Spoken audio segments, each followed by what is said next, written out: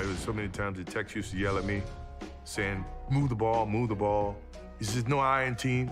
I said, as an iron win. He said, I'm not worried about you, but we got to find a way to make everybody else better. That was exactly what Phil was trying to get Michael to understand and believe in over the couple years, is that, hey, these other guys can help you out. So we appreciate the fact that he's a maverick. I think what made it work was Phil and Michael's understanding. To get the most out of him on the court, you had to give him some rope. Ross, it's been all the rage, and so is your segment. We've even got Jim Beam on board, so you must be travelling pretty well, Ross. That's your sponsor.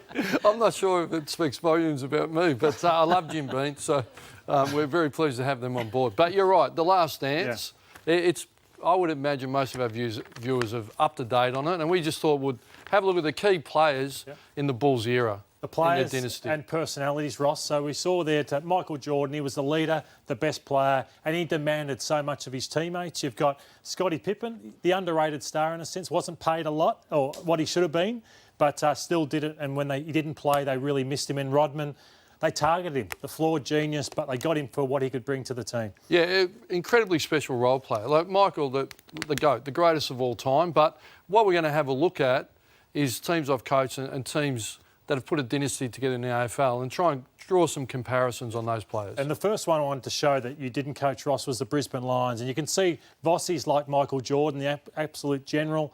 Nigel Lappin, the Scottie Pippen, so underrated Lappin for what he brought to the Brisbane Lions. And then you've got Acker, who, I'm told, not sure how true it is, but he was called the consultant at times. There's Brisbane players who wanted him out of the team, and Lee Matthews said to him, don't look at him like a teammate at times, look at him like a consultant who can help us on weekends. Well, it's amazing when you look at the comparisons, like Voss. If I go to Riewoldt and Michael Jordan, like great player, Nick Riewoldt, but set incredibly high standards on the track, would demand high standards, would keep players accountable. But then the number two, if you think Lappin and Hayes, really go about their business quietly, but incredibly courageous, hard trained, and would get to the group. So one person can't do it on his own.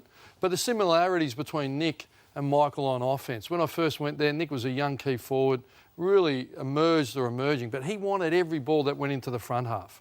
It's like under Doug Collins, Jordan, the offence revolved around him. And then Phil Jackson comes in, triangle offence.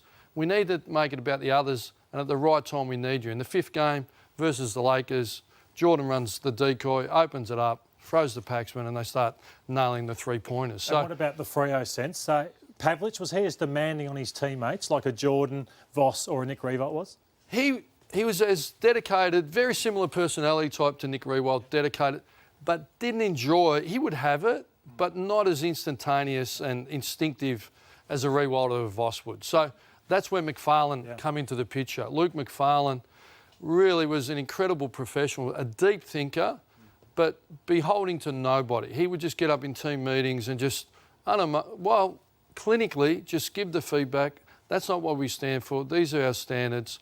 So the message is you need more than one. You need great support around you, but they drive performance and they set standards for the whole group. All right, what about the Rodman and Ackermanis for your Saints and your Fremantle sides? Well, yeah, the key to them all is they all deliver game day. Yeah. So what we're talking about is either issues in the media or social exuberance, maybe, for want of a better term. So, Michael, if you're watching, that's as good as I could put it. So Michael was a pick one, was a dominant ruckman at West Coast, couple of grand finals, fell off the perch with injury, and some well documented in that whole issue at West Coast Eagles. And we were fortunate to get him to St Kilda. It was a calculated risk, as Rodman was, as Michael Gardner was, and he delivered on the big stage 09 and 10, Michael. But he fell in because of the respect he had for those leaders and the way he trained. And then Ryan Crowley, when I first got to the club, Brad and the list manager said, and it was fair enough, Ryan was underperforming, wasn't doing a role, wanted to get rid of him. I said, give me 12 months, the old story, Ryan come in, I'll give you an opportunity. And he said, I'll dedicate myself.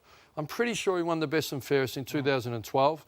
And again, they all delivered and had the respect of their teammates game day. And I'm fascinated by, Ross, the missing links in some teams. And you're fascinated by what Hawthorn did in the Alistair Clarkson era?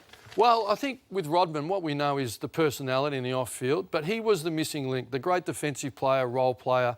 And when Pippen went down, stood up, for Jordan. But if we look within the AFL, no one's done it better than Hawthorn identifying what we need. So if you look at Gibson, Lake and Frawley, all full-backs, incredibly hard to develop and find. No one wants to play full-back. Kevin Sheedy said they're hard to find.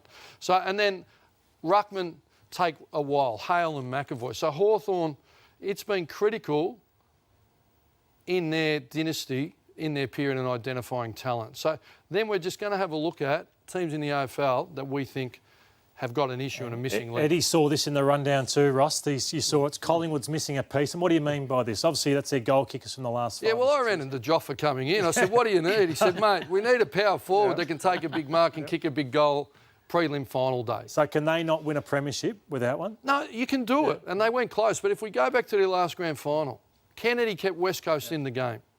Darling's second half was superb. And at the end of the day, Collingwood, why did they get there? Because Mason Cox stood up in a prelim and just played through the roof. But as great Tony Jewell said, Premiership coach at Richmond, he's an if. If Cox turns up today, if he takes it, you need someone that you can bank. You can bank on Jeremy Cameron. You can bank on Rewalt. You can bank on Lynch. So, in my view, they need that power forward through the door. You don't think he'll ever get there? Well, he could. But do you think he's an if at the minute, or you can bank on him? Well, he's not in this category. Is he an if? Yes, he is. He's an if at the minute. But what about these guys, Ross? These guys Collingwood targeted, they missed out on, Lynch and Patton. And I think Patton's the one, the question mark. I think he's got some risk, but were they in the mix for that? Did they identify it? But I think if I'm there with their windows open, I've got Eddie over my right-hand shoulder, employ to go after Danaher and Cameron because they could be the difference between another cup coming through the door. Big Ed. We don't want to see this bloke in the black and white on Anzac Day. Who's that, Joe Danaher? No, I tell you what, Mason Cox might be a bit better than an if because he was iffy since the preliminary final because he had a detached retina in one eye and by the time we got in the next season he had two. So hopefully he is right and ready to go and might be able to step up. What's that? Can he see it in a minute? He can now. Okay. He's got it. He's watching right now. So you categorically rule out having a look at Jeremy Cameron or Joe Danaher? Oh, that's not my job, Caroline, and not my job here to be discussing the list management at Collingwood either. That's, do you think you could do with a power forward? I think everyone would. I fell in love with Peter McKenna. I love a power forward. So, no, of course we would. But we've got, without going into our lineup, because that's your job, not mine, but Goey, fit and going. Star. Elliott, finally back up and going. Get Mason Cox back in there and going. We've got plenty of options there. And Cameron's coming to the club, so from Sydney, big guy, he can play. Brodie Grundy might be able to go forward as well. There's plenty of options for the Pies. Ross, before we go to the break, was there one type of player in your St Kilda where you went close or Fremantle where you went close that you missed and you thought if we had that or... Yeah, well, I think 09, and Matthew Drone was very good, and he identified, why we go after Brian Peake, on the outside, our speed, we weren't a very quick team, so we went the line breaker in Brett Peake. So he played a very good 2010. Yep. Did I say Brian? Brian. Yeah, I was actually... His father was handy. So Brett Peake, the outside speed and run. That's why I love it as well going into 2010.